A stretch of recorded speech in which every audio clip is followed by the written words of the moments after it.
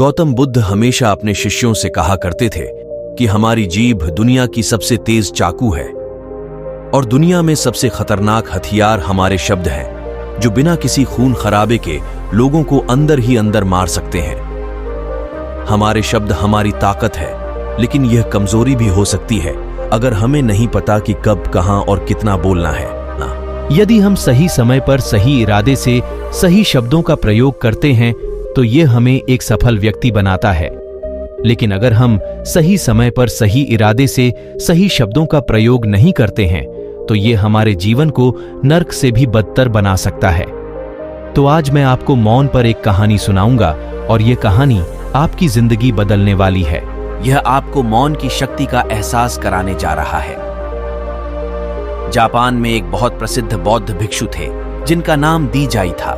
वह दुनिया के शोरगुल से दूर जंगल में अकेला रहता था और वह बहुत ही ध्यानमग्न व्यक्ति था, इसलिए वे पूरे जापान में बहुत प्रसिद्ध थे। और एक दिन उनके पास एक राजकुमार आया। प्रिय साधु, मैं हमेशा थका हुआ, निराश और परेशान महसूस करता हूं। मेरा मन बहुत बेचैन रहता है। हालांकि मेरे पास सब कुछ है, धन, प्रसिद्धि और सभी विलासिता जो एक व्यक्ति पाने की ख्वाहिश रखता है, लेकिन फिर भी मेरे अंदर इतना आसान था। तो साधु ने कहा, ऊपर से आपको इसका उत्तर पता है, लेकिन आपने कभी इसकी खोज नहीं की। साधु ने कहा कि मैं एक प्रयोग करना चाहता हूं। क्या आप वह प्रयोग करना चाहेंगे? इस प्रयोग के बाद आपके जीवन में कोई अशांति और चिंता नहीं रहेगी।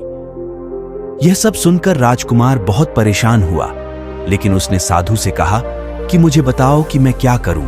मैं अपने मन की शांति के लिए कुछ भी करने को तैयार हूं। तब साधु ने शांत स्वर में उत्तर दिया, अगले 10 दिनों तक आप मेरे आश्रम में रहेंगे और सामान्य व्यक्ति की तरह रहेंगे।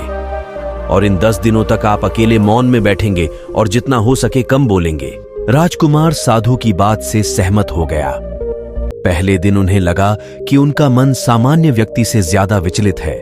उसके मन में तरह तरह के सवाल उठ रहे थे और वह आम लोगों की तरह जीवन जीने में असहज महसूस कर रहा था।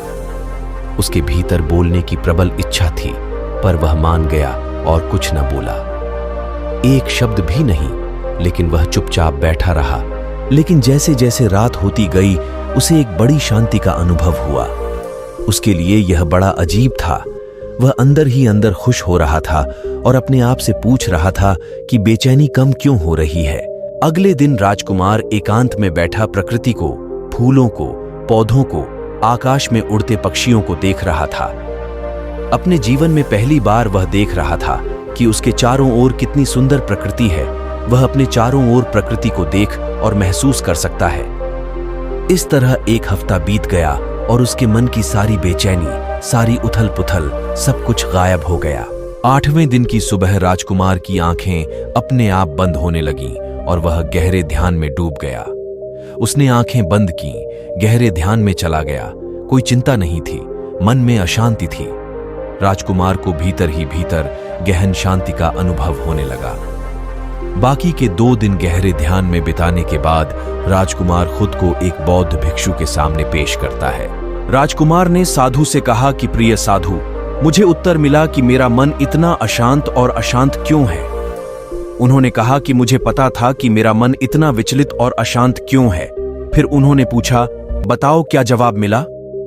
राजकुमार ने कहा कि मैं जरूरत से ज्यादा बातें करता था और दिन भर लोगों पर ऊर्जा बर्बाद करता था और उनके बारे में अकेले ही सोचते थे और ज्यादातर समय उनके बारे में नकारात्मक ही सोचते थे।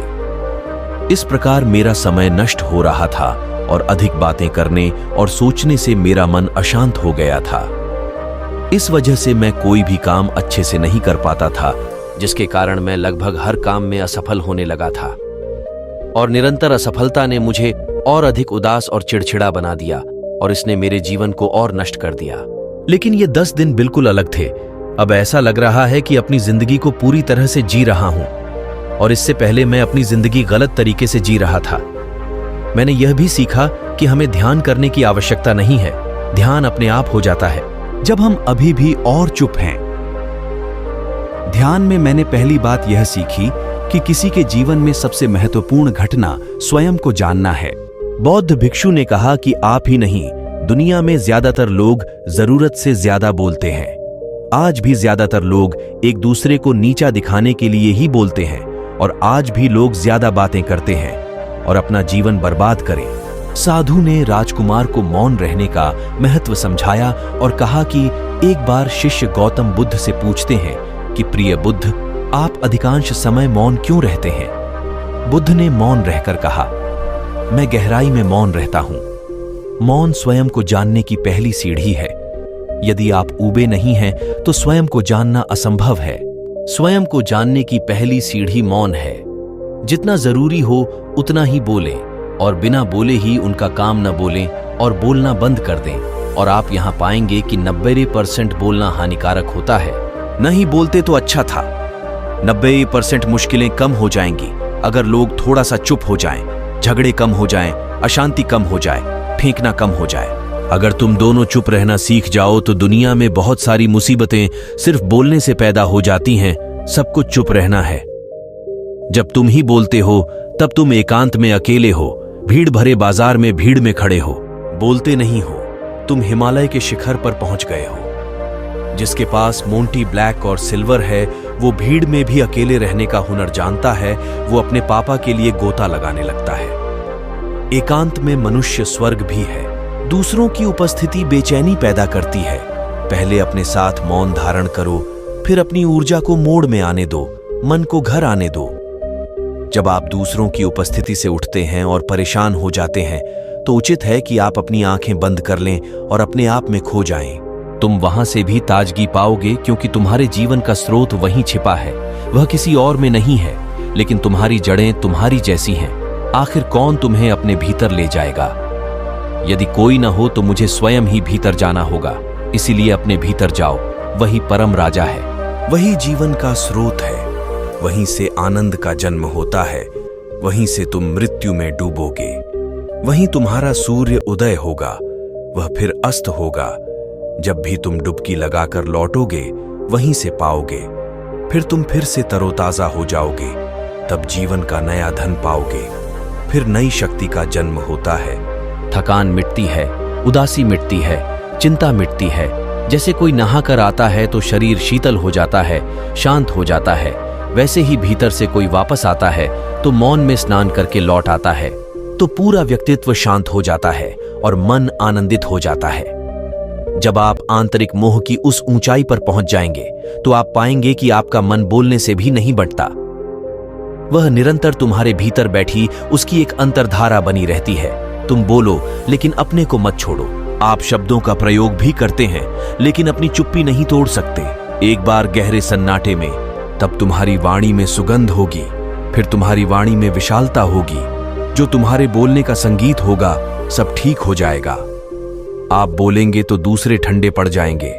भीतर से मौन होते ही आप इतने शक्तिशाली होने लगते हैं कि समाज की पराधीनता छोड़ने लगते हैं और आपकी जिंदगी में एक ऐसा मजा आता है जो सिर्फ दीवानों की जिंदगी में होता है। आपके चेहरे पर एक नई चमक आ जाती है। आपकी आंखें किसी और चमक से भर जाती हैं और आप असीम शांति के सागर में डूबने लगे। ऐसा कहकर उन्होंने अपनी बात समाप्त की। और धन्यवाद साधु राजकुमार। वापस अपने महल में। दोस्तों, आपने भी अनुभव किया होगा कि ज्यादा बातें करने से मन शांत हो जाता है। हम अपने मन के साथ साथ अपने ध्यान पर भी नियंत्रण खो देते हैं। जो लोग बहुत अधिक बातें करते हैं उनमें किसी एक कार्य पर ध्यान केंद्रित करने की क्षमता नहीं होती है, इसलिए वे अपने किसी भी लक्ष्य पर पूरी तरह से केंद्रित होते हैं। यदि हम जीवन की सच्चाई को नहीं समझ पाते हैं और न ही कभी मनचाही सफलता प्राप्त कर पाते हैं, इसके अलावा आपने देखा होगा जो लोग अक्सर लोगों के बीच हंसी का पात्र बन जाते हैं और जो कम होते हैं और अपनी बात पर टिके रहते हैं उन्हें सम्मान मिलता है। लोग जो कहते हैं उसे सुनते हैं और विश्वास करते हैं और उनके विचारों के बारे में उनका मन बेचैन रहता है। शोर से भरा हुआ अशांत मन वाला व्यक्ति जीवन में किसी भी कार्य में सफल नहीं हो पाता क्योंकि उसका किसी भी कार्य में मन नहीं लगता। अगर कोई व्यक्ति जानता है कि उसे कब, कहां और क्या कहना है तो वह वास्तव में बहुत बुद्धिमान है और ऐसा व्यक्ति जहां भी जाता है आकर्षण का केंद्र बन जाता है और जो कुछ भी करता है उसमें सफल हो जाता है। यदि हम महान व्यक्ति के व्यक्तित्व को देखें तो पता चलेगा कि वह कम बोलते हैं और कम से कम शब्दों में अपनी बात समाप्त करते हैं। वह बोलने से पहले गहराई से सोचता है कि उसे क्या कहना है। लेकिन जो लोग अधिक बोलते हैं वे भी कई बार झूठ बोलते हैं और अपनी बातों से दूसरों के दिमाग पर कचरा डालते रहते हैं। वह अधिकतर दूसरों की बुराई ही करता रहता है, इसलिए उसके अपने भी उससे बचने और उससे दूर रहने की कोशिश करते हैं। हमारे भारतीय उपनिषदों में कहा गया है कि हमारे वचन ही वास्तविक धर्म हो सकते हैं। मौन से धैर्य आता है, धैर्य से ध्यान आता है और ध्यान से व्यक्ति अपने जीवन के प्रति जागरूक हो जाता है। इसलिए अगर हम ज्यादा बात करते हैं तो हम उस चुप्पी को खो देते हैं जो मन की शांति का पहला स्थान है। दोस्तों, आज से हम भी मौन का अभ्यास करते हैं। यदि हम भी ऐसा ही बोलते हैं तो यह आवश्यक है और हम कम से कम शब्दों में अपनी बात समाप्त करने का प्रयास करेंगे और यदि संभव हो तो प्रतिदिन कम से कम 30 मिनट एकांत में शांत बैठने का प्रयास करेंगे और मेरे पास पूर्ण विश्वास हम सब में एक सकारात्मक बदलाव अवश्य आएगा। इसी के साथ हम इस कहानी को समाप्त करते हैं। ओम नमः बुद्धाय।